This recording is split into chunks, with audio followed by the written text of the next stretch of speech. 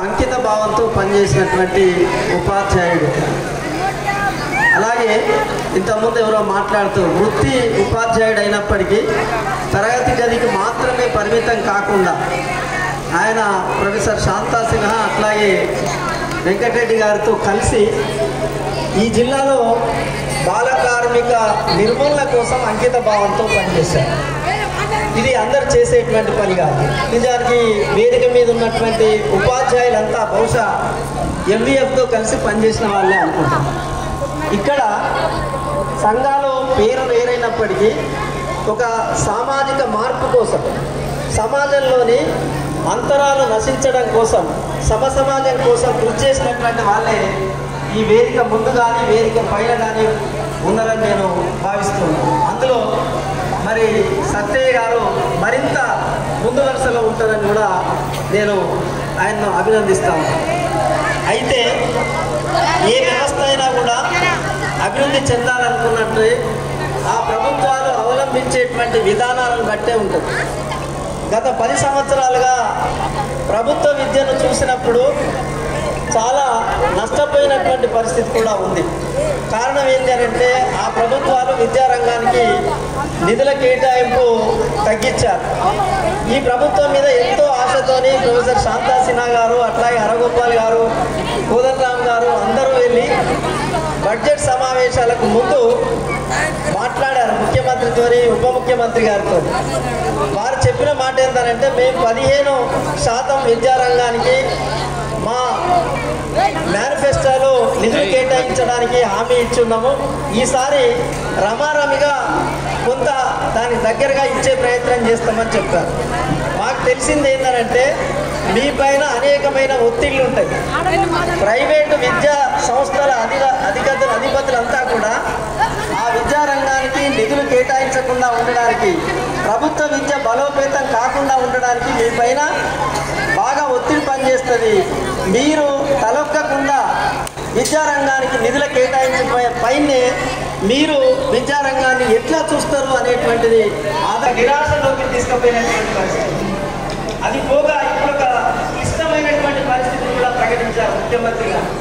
అదేమిటి అని అంటే ఇవాళ చదువుతున్నటువంటి పిల్లలలో 1 నుండి 3వ తరగతి వరకు పాఠశాలలన్నింటినీ కూడా వేరు చేసి అంగన్వాడీలతో కలిపి మేము పనిచేస్తామని చెప్పి ఆయన పదే ప్రసంగాలను చెప్తున్నారు.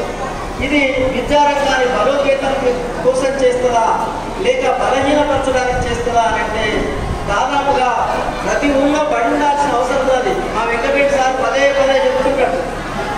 ఏ ఊళ్ళో ఎంతమంది పిల్లలు ఉంటారో ఆ పిల్లల సంఖ్యకు అనుగుణంగా బడిని రూపొందించాలి, ఉపాధ్యాయులను నియామకాలు చేయాలి, మౌలిక వసతులను కల్పించాలి. ఇది సార్ చెప్తున్నటువంటి మాట. బహుశా శాంతా సిన్హా గారు కూడా అదే ఉరవడిలో మరి చెప్తూ ఉంటారు. ప్రభుత్వాలంతా కూడా మనం ఎంత డిమాండ్ చేసినప్పటికీ వాళ్ళ విధానాల నుండి బయటకు రావట్లేదు. అందరికీ విద్య, నాణ్యమైన విద్య, సమానమైన విద్య ఇది రావాల్సినటువంటి అవసరం ఉంది.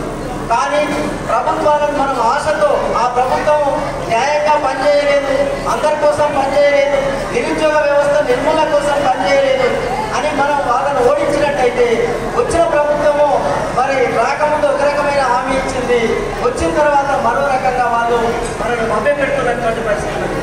అందుకనే ఈ రంగారెడ్డి జిల్లాలో ఉన్నటువంటి ప్రత్యేకత అన్ని ఉపాధ్యాయ సంఘాలు కానీ ప్రజలు కానీ ఆలోచించవలసింది ఏంటంటే మా పేద పిల్లలకు విద్యకు అవసరమైనటువంటి బడ్జెట్ కేటాయించాలి.